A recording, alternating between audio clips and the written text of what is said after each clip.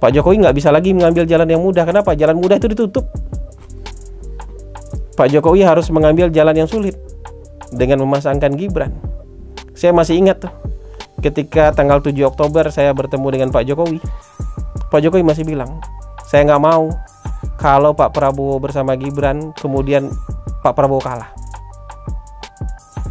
Gibran menjadi penyebab kalahnya Pak Prabowo, saya nggak mau. Jadi ini harus betul-betul dihitung, harus betul-betul dipikirkan dengan cermat. Saya nggak ingin Pak Prabowo kalah karena mengambil Gibran. Itu kata-katanya Pak Jokowi, saya ingat betul. Jadi ini jalan yang sulit.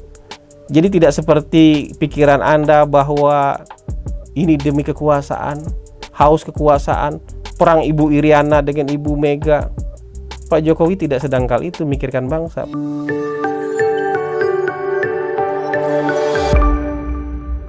Baik, assalamualaikum warahmatullahi wabarakatuh. Kita berjumpa lagi dalam siaran mikrofon Hasan Nasbi. Sekarang kita sudah masuk ke episode 163. Kali ini saya mau kasih tema apa ya? Judulnya Jalan Mudah yang Sudah Tertutup Rapat gitu ya. Ya, mungkin kita masih membahas soal apa ya? Majunya Gibran ya. Ada orang yang masih meramaikan soal proses majunya Gibran, ada proses-proses di MK yang kontroversial dan segala macam. Sampai hari ini isu itu masih berkembang lah ya.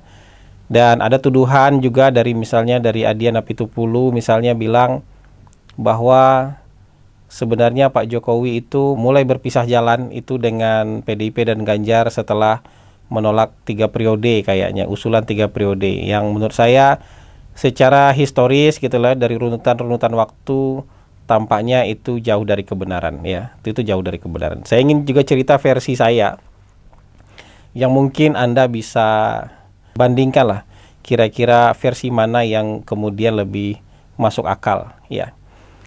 Dan saya ingin Anda ngetrek ke belakang soal pidato-pidato Pak Jokowi dan pidato-pidato Pak Prabowo.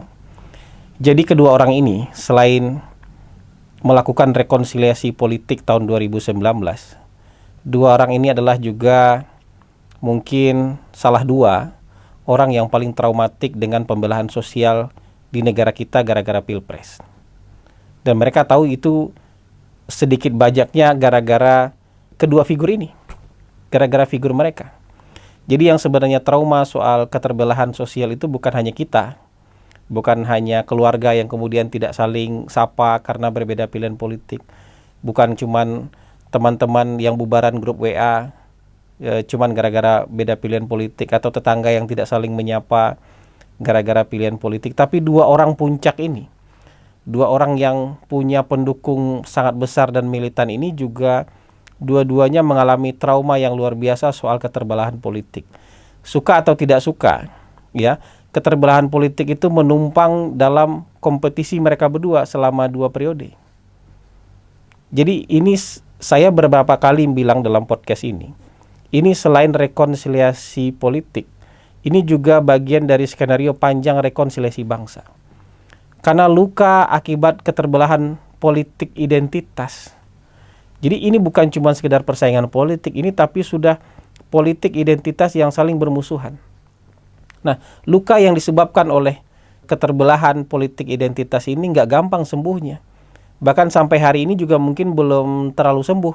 Ngejahit lukanya itu susah. Ya kan?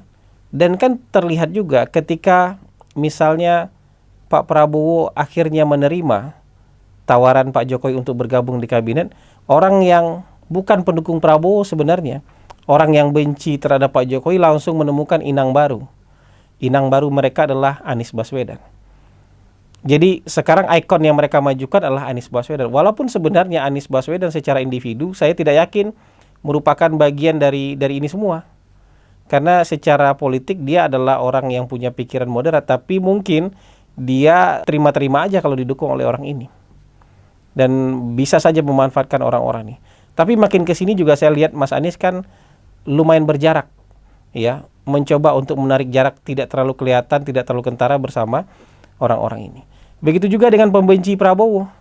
Pembenci Prabowo itu sangat tidak suka ketika Prabowo bergabung ke dalam kabinet. Tapi apa boleh buat ya, pada waktu itu mereka ya terpaksa terima aja. Tapi kali ini mereka kan memperlihatkan posisinya tuh sangat anti terhadap Prabowo, dan isu-isu lama yang digoreng ulang tuh dimunculkan lagi. Jadi gorengan-gorengan yang sudah digoreng ulang 5 kali, digoreng ulang 20 tahun terakhir tuh mereka munculkan lagi untuk membangkitkan lagi kebencian-kebencian bersama mereka agar tercipta solidaritas di antara mereka. Nah, makanya coba lihat pidato-pidato Pak Jokowi pasca 2019. Pidato-pidato Pak Prabowo pasca 2019 itu concern mereka adalah soal persatuan. Bukan hanya persatuan Jokowi dan Prabowo, tapi persatuan bangsa. Makanya Pak Jokowi berkali-kali bilang, nggak cuma sekali, berkali-kali bilang dalam pidatonya, jangan tebar kebencian, jaga persatuan, jaga kerukunan, jangan nyebar-nyebar fitnah, jangan nyebar-nyebar hoax. Pak Prabowo juga begitu. Pak Prabowo berkali-kali bilang, nggak cuma sekali. Pak Prabowo bilang, saya merasa beruntung diajak menjadi timnya Pak Jokowi. Saya tidak malu belajar sama Pak Jokowi. Saya tidak malu mengaku bagian dari timnya Pak Jokowi. Itu Prabowo mencoba untuk menurunkan egonya, untuk kasih tahu sama masyarakat, kami berdua nih bertarung sekeras itu, kami bisa sama-sama. Kami bisa bersatu. Kalian juga harusnya di bawah-bawah ini. Ya, harusnya kalian juga bisa. Ya, kami yang mempertaruhkan sesuatu yang besar, ya, sesuatu yang mungkin menyangkut karir masa depan, menyangkut harga diri, martabat, bisa bersama. Sebegitu hebat pertengkarannya, bisa bersama. Kalian harusnya juga bisa. Ada yang mengikuti ini, ada yang tidak. Para pendukung Prabowo, para pendukung Jokowi bisa mengikuti ini. Ini konsisten kan, kata-kata mereka ini nggak cuma sekali diucapkan.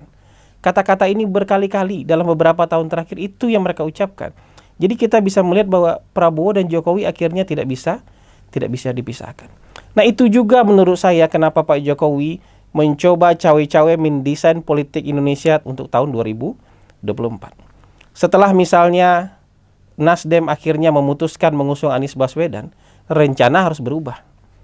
Nah kan, kalau rencana Pak Jokowi ya all the president men aja yang bertarung. Ya kan, all the president men aja yang bertarung. Misalnya Prabowo versus Ganjar yang bertarung, no problem.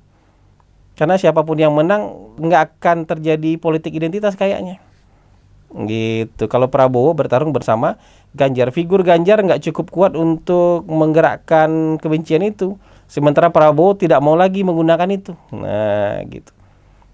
Jadi itu bisa ditekan lah kalau all the president men-nya Pak Prabowo versus Ganjar, itu saja di awal. Tapi ketika misalnya Surya Paloh memutuskan untuk mengusung Anies, wah, ini ada satu nih orang yang bisa menjadi ikon baru para kelompok-kelompok keras, kelompok-kelompok radikal yang mungkin dengan senang hati, nggak perlu dipaksa, nggak perlu dibayar, akan memainkan isu ini sebagai dagangan politik. Akhirnya nggak bisa di stop nih, harus maju nih orang. Ya, setelah beberapa kali gonjang-ganjing dalam koalisinya dia, akhirnya bisa maju dia. Untungnya bergabungnya bersama Muhaimin Iskandar misalnya. Ya, tapi kan tetap aja ada potensi itu muncul kembali. Nah, ide dari Pak Jokowi setelah kemunculan Anies Baswedan adalah memasangkan antara Prabowo dan Ganjar. Memasangkan antara Prabowo dan Ganjar itu artinya Pak Jokowi bersama Pak Prabowo lagi. Karena sebenarnya dua figur ini yang bisa kembali membelah masyarakat. Kenapa? Dua-duanya kuat di grassroots. Tapi kalau dua orang ini bersatu, bisa diminimalkan lah potensi keterbelahan sosial, keterbelahan politik gara-gara politik identitas itu bisa diminimalkan. Pak Jokowi terlihat sekali beberapa kali mendorong bersatunya orang ini.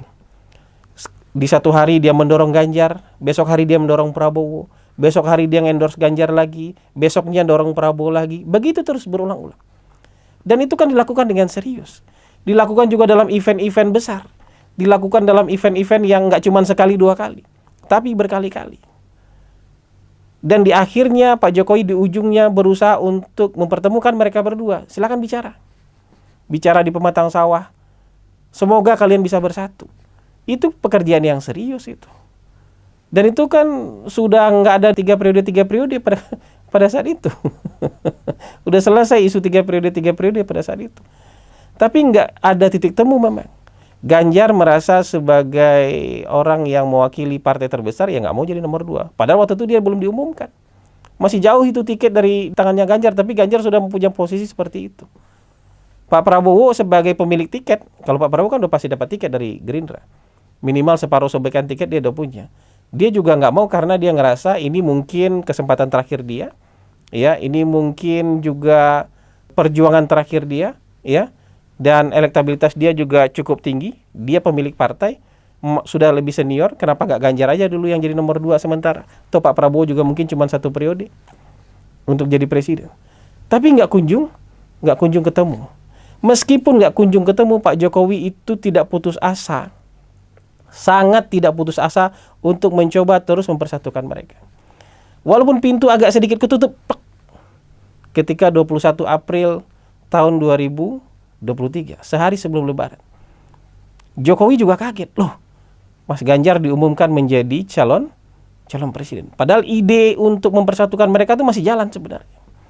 Tapi ketika dicalonkan resmi oleh PDIP menjadi calon presiden, walaupun ini pengennya Pak Jokowi juga, Ganjar didorong menjadi calon presiden awalnya. Tapi dalam konsep besar ingin memasangkan keduanya. Dan ketika konsep besar itu ingin memasangkan keduanya, yang paling mungkin adalah Prabowo capres, Ganjar menjadi cawapres. Tapi ketika Ganjar diumumkan 21 April, yang juga Pak Presiden nggak tahu itu bakal diumumkan, pintu mulai ketutup. Pak Jokowi saya yakin sangat kecewa. Makanya besoknya ketika Lebaran, orang yang pertama kali diterima adalah Prabowo Subianto. Banyak orang yang waktu itu masih denial. Nggak mungkin Pak Jokowi pasti dukung Ganjar, Pak Jokowi pasti dukung Ganjar. Nggak mungkin Pak Jokowi mendukung Prabowo. Prabowo itu nanti akan kena prank. Pak Jokowi konsisten dengan ide persatuan nasional, jadi nggak mungkin ninggalin Prabowo. Karena kalau Pak Jokowi kembali berseberangan dengan Pak Prabowo, keterbelahan sosial ini dengan gampang bisa disulut lagi. Dengan gampang bisa disulut lagi. Makanya ide-ide ini masih jalan dengan cara mengeluarkan tenaga dalam. Ini Pak Jokowi akhirnya nggak mengeluarkan tenaga luar lagi, mengeluarkan tenaga dalam. Projo tiba-tiba disuruh memberikan signal-signal bahwa mereka tegak lurus dengan Jokowi, tapi tidak mendukung Ganjar. Itu tenaga dalam tuh. Projo mulai diisukan untuk mendukung Prabowo. Itu tenaga dalam itu. Untuk ngasih tahu bahwa Pak Jokowi mau bersama Pak Prabowo. Ayo PDIP koreksi dong. Gitu.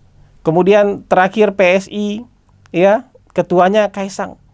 Itu tenaga dalam level berikutnya itu. PSI mencabut dukungan terhadap Ganjar, itu tenaga dalam berikutnya itu. Bisa dikoreksi nggak? Memang mungkin memalukan buat PDIP untuk mengoreksi penetapan Ganjar sebagai calon presiden. Tapi dalam konteks yang lebih besar, Pak Jokowi tetap berharap bahwa pasangan dong, gabung dong. Koreksi ini Mas Ganjar jadi cawapresnya Pak Prabowo dong. Karena sebenarnya di kalangan PDIP pada saat itu juga mereka berharap Prabowo yang jadi cawapresnya Mas Ganjar. Jadi Anda ini penjahat HAM, Anda ini dipecat dari tentara, Anda begini dan begitu, tapi kalau jadi wakilnya Mas Ganjar oke. Gitu. Lihat aja tulisan-tulisan pada awal-awal ketika setelah Mas Ganjar dicalonkan itu. Semuanya mengata-ngatai Prabowo, tapi menyarankan Prabowo udahlah menyerah aja jadi wakilnya Mas Ganjar aja. Sama Pak Jokowi juga pengen kayaknya ketika mengeluarkan tenaga dalam, Projo itu kan tenaga dalam. Ya, PSI mencabut dukungan itu kan tenaga dalam. Kaisang menjadi ketua PSI itu tenaga dalam yang dikeluarkan untuk ngasih tahu, saya sudah nginjak gas agak jauh nih. Mau nggak evaluasi? Turunkan ego demi persatuan nasional, gabung dong sama Pak Prabowo. Mas Ganjar jadi wakilnya Pak Prabowo. Pak Prabowo bahkan di mata Najwa itu juga bilang awalnya dia ingin berpasangan dengan Mas Ganjar. Firm semua cerita-cerita ini. Ini jalan mudah sebenarnya. Ketika Prabowo berpasangan dengan Ganjar itu jalan yang mudah. Ketika tenaga dalam sudah sedemikian tinggi dikeluarkan, nggak juga mendapatkan respon, ya sudah. Dikeluarkan tenaga dalam yang ultimate. Gibran diisukan menjadi calon wakil presiden Pak Prabowo. Memang Prabowo juga pengen Gibran. Kenapa? Karena Prabowo ingin bersama Pak Jokowi. Konteksnya itu. Setelah Ganjar nggak bisa, apa yang bisa menjamin Prabowo bisa tetap bersama Jokowi? Karena apa? Supaya persatuan nasional ini terjaga. Karena kalau Pak Prabowo berseberangan lagi dengan Pak Jokowi, misalnya Pak Jokowi berada di Ganjar, Pak Prabowo sendiri, misalnya 2 putaran nih. Putaran kedua Prabowo berhadapan dengan Ganjar lagi, Jokowi bersama Ganjar, itu politik identitas dengan gampang disulut lagi tuh. Karena orang-orang yang ini akan datang lagi menjadi bagian penting dari pendukungnya Pak Prabowo. Politik identitas gampang disulut lagi. Di sini full kebencian juga, di sini juga full kebencian, tinggal ditabrakin lagi. Jadi politik kita, pemilu kita nggak berkembang dari 2014, 2017, 2019, 2024, itu lagi. Ketika saya dulu mengatakan bahwa jangan kita dukung cawan kebencian, itu juga bagian dari pikiran yang sama dengan Presiden bahwa jangan sampai ada politik identitas lagi, jangan sampai kita terbelah dengan isu-isu identitas lagi, isu-isu agama lagi. Makanya Pak Prabowo tidak ingin berpisah dengan Pak Jokowi tidak ingin berpisah dengan Pak Prabowo. Ketika Gibran diisukan menjadi calon wakilnya Pak Prabowo, sebenarnya masih mudah untuk di-replace itu kalau Ganjar menjadi wakilnya Pak Prabowo. Makanya ada beberapa orang ring 1 istana bilang sama saya, Gibran ini hanya bisa dihentikan kalau Mas Ganjar bersedia menjadi calon wakilnya Pak Prabowo. Ini tenaga dalam terakhir, bro. Tenaga dalam terakhir ini dikasih waktu juga panjang, nggak langsung diumumkan. Ya kan? Ada proses di MK-nya diundur-undur terus supaya ada kesempatan untuk berpikir ulang demi bangsa. Ya kan? Dan akhirnya nggak terjadi juga, nggak bisa juga. Pintu ditutup rapat ketika Presiden ada di luar negeri. Ya, ketika Presiden ada di luar negeri, ya sudah. Mas Ganjar diumumkan wakilnya. Ketika Presiden di luar negeri mendaftar di KPU. Ya sudah, tutup semua pintu. Pintu bahwa 2 orang ini bisa dipasangkan sudah tutup semua nih. Sudah habis sudah. Presiden harus tetap bersama Prabowo. Prabowo merasa juga harus tetap bersama Presiden. Apa alasannya lagi? Yang paling mungkin apa? Yang paling mungkin sekarang merepresentasikan Prabowo dengan Jokowi bersama apa? Prabowo Gibran. Ini jalan yang sulit ini. Pak Jokowi bisa menempuh jalan mudah bersama Ganjar. Nggak akan ada itu urusan MK, nggak akan dibully itu soal dinasti, nggak akan dihujat keluarganya. Pak Jokowi tidak akan dihujat oleh pendukung-pendukungnya sendiri. Tidak akan dihakimi oleh masyarakat luas. Tapi ini jalan sulit yang dipilih oleh Pak Jokowi karena sudah nggak ada pilihan lagi. Pilihan mempersatukan Prabowo dengan Ganjar udah nggak ada lagi, udah tertutup sama sekali. Sekarang Pak Jokowi harus menerima tuduhan ini politik dinasti. Ia ingin memperpanjang kekuasaan. Ya, serakah, ingin berkuasa terus-menerus, ingin berkuasa 3 periode dengan cara lain. Kan kalau tuduhan-tuduhan seperti ini, tuduhan yang sama bisa ditujukan juga ke PDIP. PDIP udah 2 kali menang pemilu kan? Ingin menang pemilu lagi untuk yang ketiga nggak? Itu serakah nggak? Kan bisa aja kemudian Gerindra bilang PDIP sudah menang pemilu 2 kali. Udahlah kali ini gantian kita yang menang. Kalau mau fair-fairan. Kalau mau bilang itu serakah. Kan 2 periodenya Pak Jokowi itu kan PDIP pemenangnya. Presidennya memang Jokowi, tapi partai pemenangnya PDIP. Yang menguasai banyak lini kehidupan di Republik ini siapa? PDIP. Dan ingin hat-trick untuk ketiga kali menang itu serakah enggak? Kalau untuk hat-trick menang itu tidak serakah, kenapa Pak Jokowi kemudian dituduh serakah ingin berkuasa 3 periode sekarang? Kan penggantinya Jokowi bukan Gibran. Penggantinya Jokowi adalah Prabowo Subianto atau Mas Ganjar atau Mas Anies. Diperebutkan, dilempar ke masyarakat, masyarakat jadi juri terakhirnya. Prabowo Gibran ini satu-satunya alasan untuk Prabowo Gibran adalah menjamin bersatunya Prabowo bersama Jokowi. Menjamin bersamanya Jokowi bersama Prabowo. Itu aja. Dan hari ini memang banyak skenario politik yang direncanakan pada awal tidak berjalan sesuai dengan keinginan di awal. Perlu ada penyesuaian. Tapi prinsip yang dipegang dari awal adalah Pak Jokowi bersama Prabowo, Prabowo bersama Jokowi. Supaya apa? Supaya perpecahan di grassroots ini tidak terulang kembali. Kalau Pak Jokowi perang dengan PDIP dalam tanda kutip, perang dengan Ibu Mega dalam tanda kutip, bukan perang identitas. Nggak akan sampai ke bawah-bawah itu dan tidak akan lama lukanya. Kenapa? Ini perang politik. Baratayuda mungkin, tapi perang politik. Perang kepentingan politik.